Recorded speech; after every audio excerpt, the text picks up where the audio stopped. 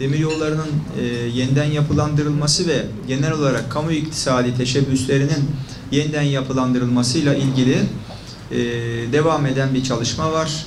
Son zamanlarda da bu konuda Sayın Cumhurbaşkanımız ve Sayın Maliye Bakanımız bazı açıklamalarda da bulundu.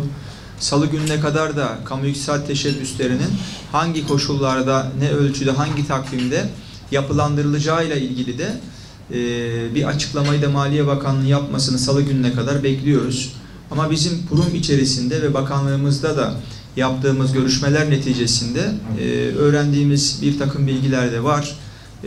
Bunlardan dolayı da biz endişe duyuyoruz ve Adana'ya da bu endişemizi ve önerilerimizi paylaşmak üzere Adana'ya da toplantı yapmaya geldik.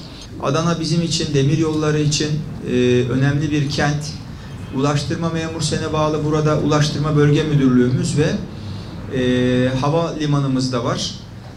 Burada demiryolları da tabii ki ulaştırma hizmet kolunda önemli bir bölümünü oluşturuyor demiryollarında. Burada demiryolları 164 yıllık bir kurumdur. Ciddi gelenekleri, kökleri olan bir kuruluştur. Demiryolcular da bunu çok iyi bilirler. Ve 164 yıldır demiryollarında işçi ve memur yan yana bu devlet için, bu demiryolu için hizmet vermektedir.